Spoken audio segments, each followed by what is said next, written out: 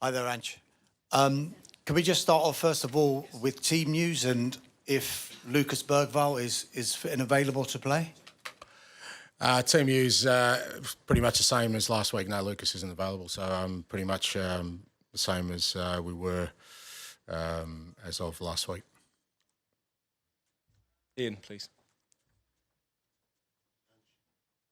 Hello, Ian Dennis, BBC 5 Live. I was struck by your story the other week about the Stonecutters Creed, and it's not quite 101 games, but it is still a significant milestone for you. It's your 100th match in charge, and I just wonder, how would you assess the impact that you have made in the last 2 years? Yeah, hopefully that 101st blows tomorrow, mate, not on Sunday. It's hard to sort of kind of contextualise sort of the challenges of the last couple of years. I guess from my perspective, I came into the club with some pretty clear objectives about what the priorities were for the club in terms of taking over. Tried as hard as I can to kind of stick to that process of getting the club to a position where they can challenge for trophies and at the same time rejuvenate a squad and change the playing style. It's been a fair assignment, and without its plenty of challenges along the way. But I guess with such a sort of big game tomorrow, there is an opportunity to kind of fulfil at least the main task I was sort of given, and that is to bring trophies to the club. Just two quick ones, actually. I want to check Pat Matasar, then presumably he's fine, mate. Fine. And secondly, just ask the players, Sonny and Porro, about the barbecue they had. Apparently you were quite keen on the players taking part in this kind of little bonding thing together at the training ground. Just wanted to ask about that. It was player-driven. Mate, I'm an Aussie. I'd never say no to a barbecue, so I didn't have to twist my arm. So, but yeah, no, it was player-driven. The boys felt it was a good time for them to sort of just have a kind of relaxing afternoon. We have the luxury at the training ground of a really nice sort of barbecue area. Unfortunately, I had to fulfil my commitments with you guys, so I missed the best of it. But they're the sacrifices I have to make, mate. Viaplay Norway. It's, of course, a big and huge occasion. Two things, the Champions League qualification and the trophy. But what would be the biggest thing? Is it to win the trophy itself or to qualify for the next season's Champions League? As you said, great prize. You know the significance of Champions League qualification, what it means for every football club to get into the Champions League. It's, there are the obvious benefits, but also you get the opportunity to play against the best in the continent, but the club's been in the Champions League before, hasn't won a trophy for a long time, so that's the most important bit. Hi, Ange. If you win tomorrow night, this is going to be remembered as one of the best seasons in the club's modern history. But kind of conversely, if you lose, it might be remembered for one of the worst league seasons in the club's modern history. I just wondered if you're kind of conscious that you're walking a fine line between kind of two very different types of infamy and history, really.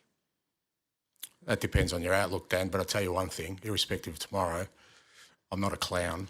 I never will be, mate, and you're really disappointed that you would use such terminology about a person who, for 26 years, without any favours from anyone, who's worked his way to be in a position where he's leading out a club in a European major competition, for you to suggest that somehow us not being successful means that I'm a clown. Not really sure how to answer that question. Good evening, Mr. Postecoglou, Simone Terno, Eurosport.it. You played Manchester United 3 times this season and you defeated all the 3 times. I'm kind of curious to understand, do you feel more pressure about this because you already did that and now you feel that you have to do it again? Or is it something that makes you more confident because you actually did it, so you can do it again? Which one is more, confident or pressure? Neither, because it's a final and you know that those kind of things aren't important. I mean, if we had have lost all 3 games, your question probably would be, do you feel the pressure because you can't beat them? So what I do know is, and I've been in this situation a few times in my careers in the big games, even your form going into it, even if you've got terrible form, and there's been plenty of competitions where you go into it terrible, it doesn't matter. What matters is how the players cope with the occasion tomorrow, how they cope with understanding the importance of the game.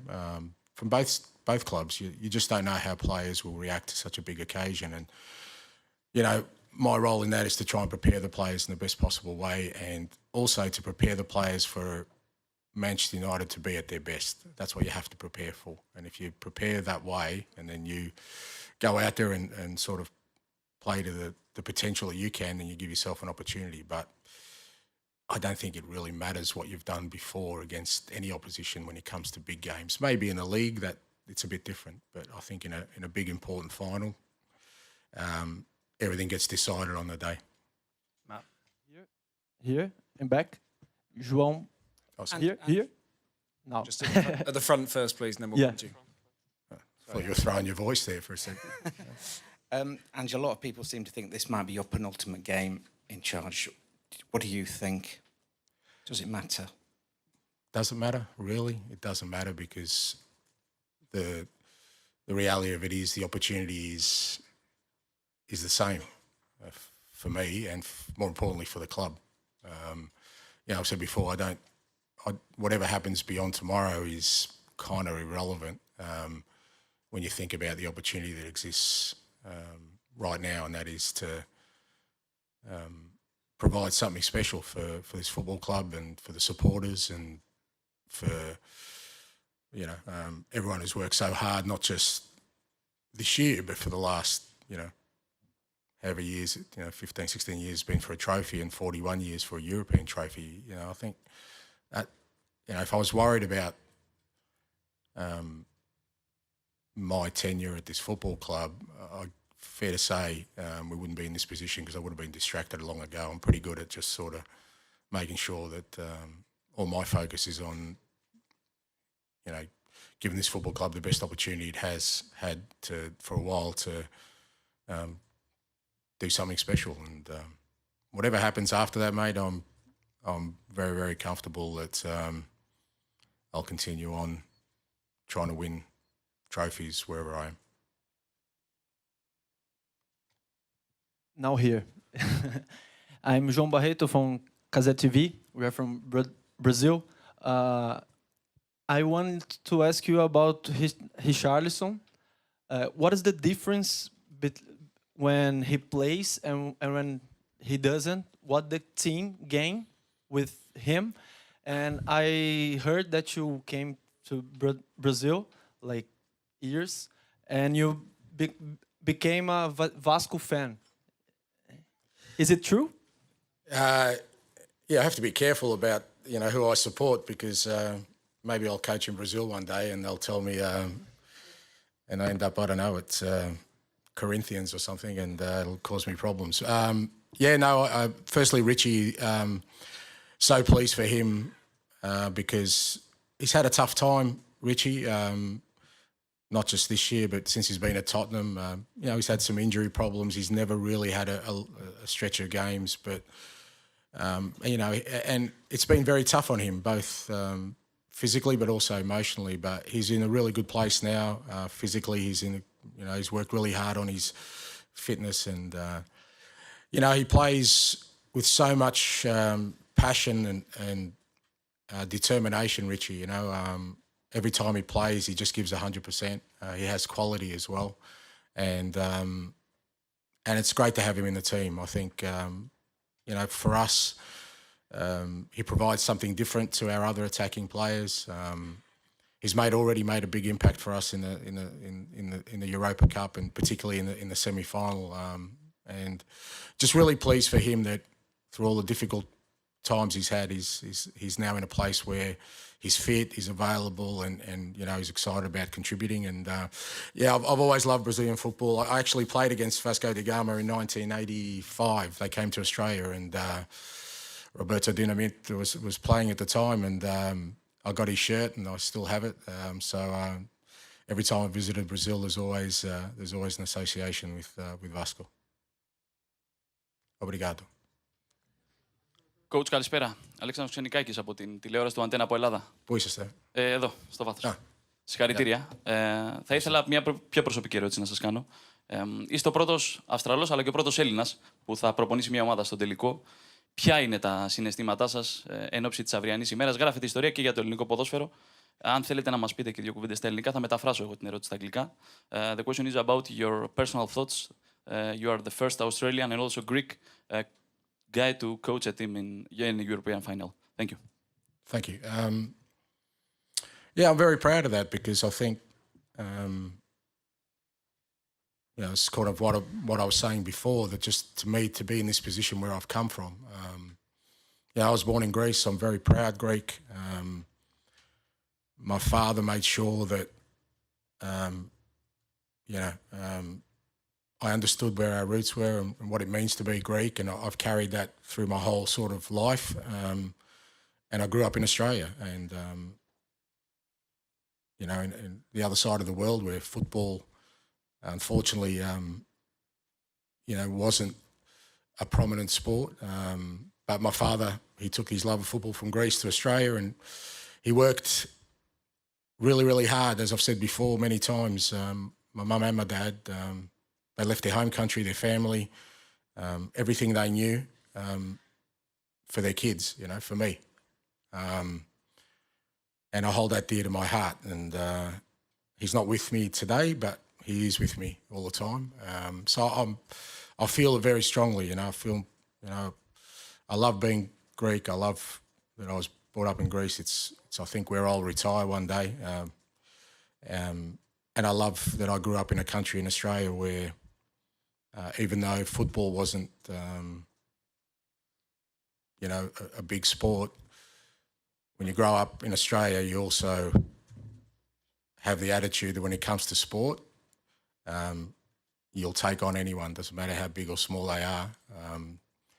And I'm proud of my roots in both. So, ευχαριστώ για την ερώτηση και είμαι πολύ περήφανος που είμαι Έλληνας. Hi, Ange.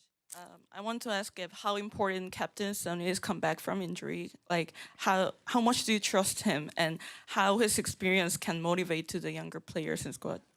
Yeah, massive to get Sonny back. We were a little bit worried when he picked up the injury because we just weren't sure, how long he was going to be out for. But he worked so hard and to make sure he was back, and really pleased the other night to see him, play 60, 70 minutes, and you could see his sharpness is coming back. But he's so important to the group. He's so important as a leader. He's such an important figure at this football club.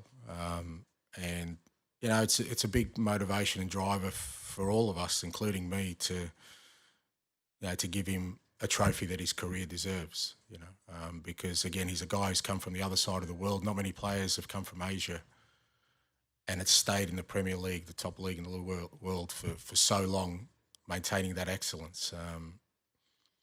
And it would be great to kind of, cap that off with a trophy for him. But he knows, and we all know that we've still got to do the work. He's been in this position before, obviously, with the Champions League final, so he has that experience. I'm sure he'll pass that on to the players. We've only got time for two more, so we'll go Dave and then finish with Alex, please. Hi, Ange. Over here, Ange. Oh, sorry.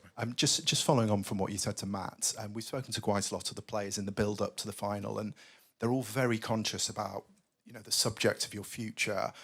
I just wondered, have you had to address that with them as a group?